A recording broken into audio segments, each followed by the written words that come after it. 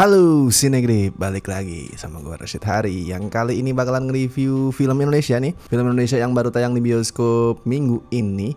Dan ini juga film yang gue tungguin banget. Ini salah satu film Indonesia yang paling gue nantikan tahun ini, yaitu The Architecture of Love, yang adaptasi novel berjudul sama karyanya Ika Natasha. Dan versi filmnya ini didirect sama Teddy Suryaatmaja, yang terakhir itu tahun lalu bikin Berbalas Kejam. Itu adalah thriller yang ya gue gak akan bisa bilang bagus banget, tapi digarap dengan cukup solid lah. Itu thriller yang lumayan bisa menyegarkan industri kita yang isinya tuh kebanyakan horor semua. Nah, kenapa gue nungguin banget The Architecture of Love ini? Karena walaupun gue bukan seorang pembaca novelnya Ika Natasha ya, gue belum pernah baca novelnya dia jujur. Tapi gue tuh suka banget sama adaptasi karya-karya dia di layar lebar gitu. Critical Eleven itu wow, itu masih jadi yang the best sampai saat ini. To Be 40 Year itu juga powerful banget. Antologi Rasa, iya itu agak misstep sih sebenarnya sih. Walaupun gue nggak bisa bilang itu hancur, itu buruk, no, itu masih tetap punya value yang bisa dinikmatin. Tapi memang itu so far jadi adaptasi novelnya Ika yang paling lemah. Tapi selain itu intinya mostly bagus-bagus. Dan tahun ini juga selain Architecture of Love masih ada Heartbreak Motel ya, yang didirect sama Angga Dwi Masa Songko dan bakal nampilin duet Reza Radian dan Laura Basuki. So it's gonna be interesting. Tapi itu nanti, Heartbreak Motel bahasnya nanti tuh. Gue juga belum tahu bakal tayang bulan apa, tanggal berapa tuh gue nggak tahu. Sekarang kita bahas dulu The Architecture of Love, atau yang punya nama singkatnya Taol ya, TAOL, Taol nih lebih singkat nih. Gue nyebutnya Taol aja abis ini. Ini buat gue adalah film yang spesial. Kenapa? Karena gini, dia tuh ngambil setting luar negeri di New York. Dan biasanya nih penyakit film kita kalau punya setting luar negeri, ya udah cuman dieksploitasi doang keindahannya. Sudut pandang filmnya tuh jadi kayak turis yang jalan-jalan dengan norak ke luar negeri, terus wah luar negeri gua rekam gitu. Nah biasanya film kita kayak gitu, banyak lah, gue nggak bilang biasanya sih, banyak film kita kayak gitu. Nah The Architecture of Love ini jelas tidak seperti itu. Di sini tiap sudut kota New York itu gue bilang apa ya, itu kayak alat perekam kenangan gitu. Kayak alat perekam kenangan yang ngabadiin cerita-cerita dari dua protagonisnya.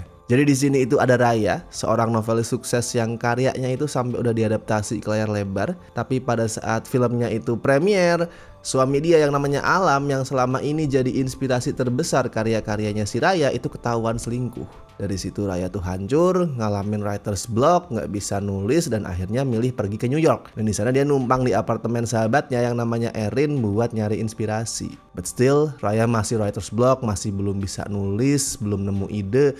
Sampai kemudian dia kenalan sama arsitek yang namanya River, sama-sama orang Indonesia nih. Dan dari situ mereka mulai deket. Nah, tapi si River ini ternyata juga punya trauma soal hubungan masa lalu dia, yang bikin dia itu punya PTSD.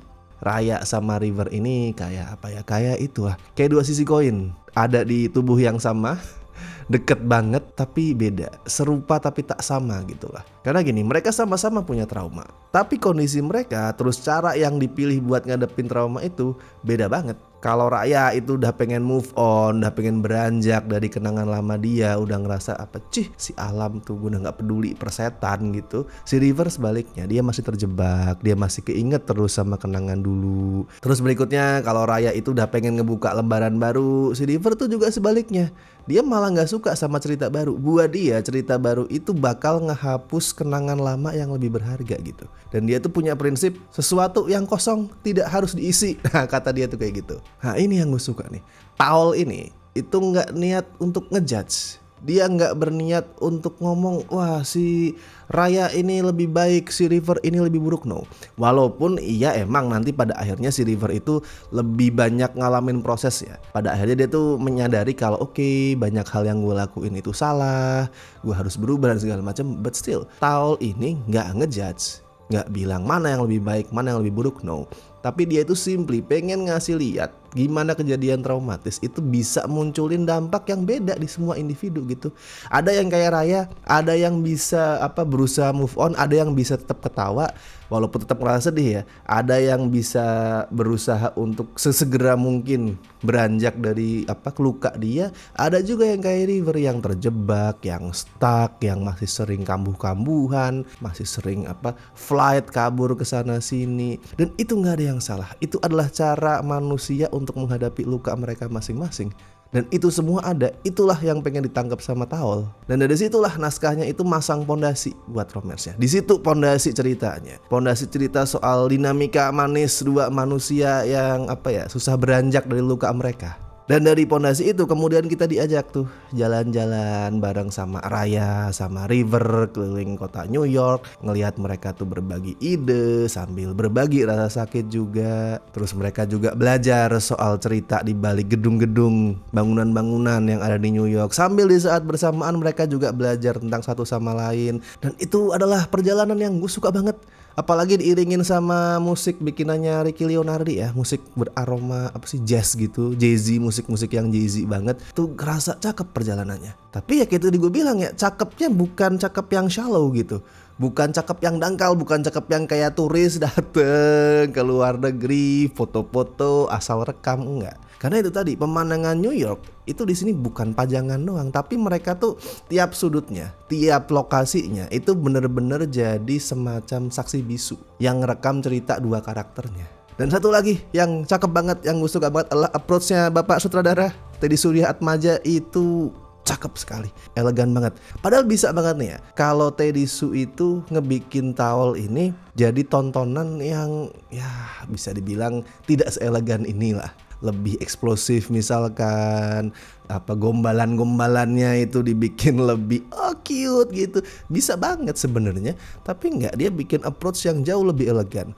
Ledakan-ledakan emosinya tuh dijaga biar enggak istilahnya enggak terlalu eksplosif gitulah. Tapi itu dia lakuin tanpa harus ngilangin kekuatan emosinya. Nah itu susah loh. Lu ngeredam ledakan-ledakannya di adegan-adegannya dibikin gak terlalu eksplosif, tapi kekuatannya itu bukannya hilang, malah nambah.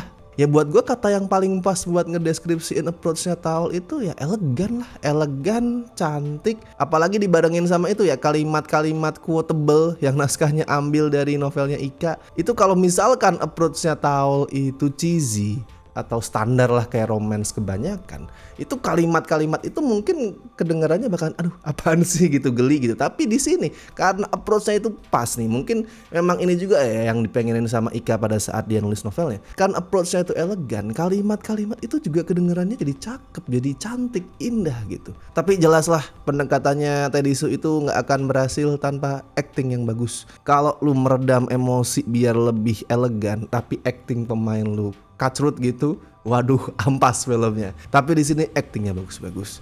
Yang pertama Nicholas Saputra tuh. Sebenarnya jujur gue bukan fansnya Nick Sap nih. Gue selalu ngerasa Nick Sap itu performance-nya nggak stabil lah gitu. Nggak semua performance dia gue suka intinya.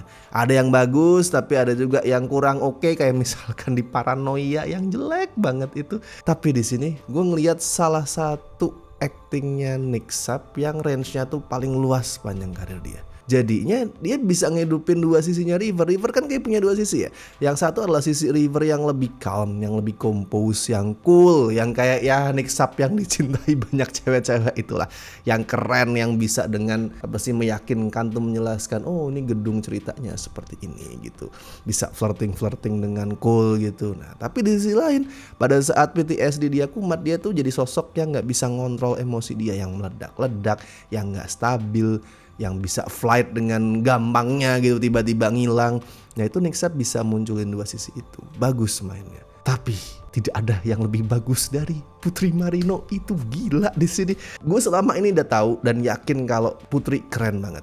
Dia aktris yang sangat-sangat keren. Tapi setelah nonton Taol, gue berani bilang di antara semua aktris generasi dia yang bisa gue compare ya generasi dia, dari semua aktris yang satu generasi sama Putri Marino, dia yang paling bagus. Lu lihat deh cara dia mainin momen-momen casual. Kalau misalkan momen-momen yang emosional, yang lebih meledak, yang air mata meleleh tuh gue tau lah apa Putri bisa. Dan banyak juga aktris yang bisa. Tapi yang gak semua orang bisa adalah ngolah momen casual, momen yang santai, yang ya udah kayak ngobrol biasa jadi sesuatu yang lebih kuat gitu, yang lebih kaya, yang bisa memamerkan acting dia. Gimana dia ngasih jeda pada saat ngomong, gimana dia ngasih reaksi ke omongan lawan bicaranya, mau itu pakai ekspresi, mau itu pakai gestur. Itu bisa gue bilang kaya banget lah. Kaya, variatif, gak monoton, dan realistis gitu. Karena pada dasarnya pada saat kita ngobrol in real life gitu, kan emang respon yang kita munculin banyak. Nggak cuman hah gitu, sebenarnya kita munculin responnya lebih kaya. Cuman mungkin aktor aktris yang kurang bagus, pelakon yang kurang bagus, mungkin entah tegang, entah emang kurang terlatih gitu. Jadi pada saat lagi kamera roll, lagi acting, itu ya reaksi yang dimunculin gitu-gitu aja, nggak sekaya dan serealistis pada saat in real life. Misalkan kaget ya cuman masa sih gitu loh. Tapi kalau Putri itu bisa banyak banget. Jadinya approach-nya Taul yang casual tadi, yang nggak meledak-ledak tadi, kerasa maksimal ya karena aktingnya Putri. Wah, luar biasa lah.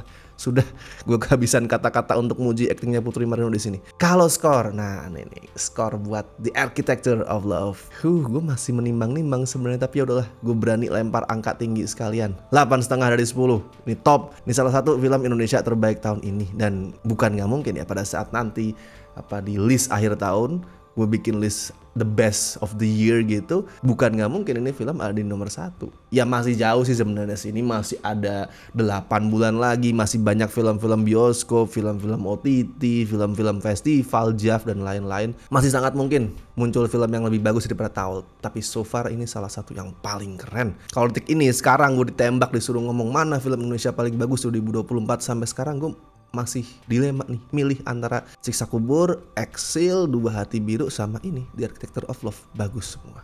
So silahkan lu tonton kalau misalkan lu masih ragu, nggak tahu kenapa, mungkin karena lu nggak suka romance, lu bukan fans pemainnya, atau mungkin lu nggak familiar sama novelnya Ika Natasha. Kalau lu masih ragu karena alasan-alasan itu, lupakan. Tonton langsung. Dan buat yang nonton bisa bagiin review lu di kolom komentar. Boleh lah beda sama gue. Boleh lu setuju ini keren banget, boleh juga sebaliknya lu nggak setuju bilang ini kurang. Jabarkan kurangnya di mana di sini segala macam. Silahkan tulisin di kolom komentar. Oke. Dan seperti biasa gue ingetin jangan lupa like video ini, subscribe Cinecrip, dan buat teman-teman yang pengen ngebantu Cinecrip dengan kasih donasi seikhlasnya bisa lewat berbagai cara. Ada super thanks, ada Saweria, ada juga join membership Cinecrip sesuai dengan tier pilihan lu masing-masing. Bisa lu cek sendiri tiernya ada apa aja. Dan terima kasih buat yang masih setia join, terutama teman-teman ini yang gabung di tier Besti dan La Familia. Thank you so much. Silahkan ditunggu ya pengumuman live stream membership bulan ini. Setelah sorry banget absen bulan lalu, bulan ini akan balik lagi. Silahkan ditunggu pengumumannya. Oke, kalau gitu gue Rashid Hari, sampai ketemu di review-review berikutnya.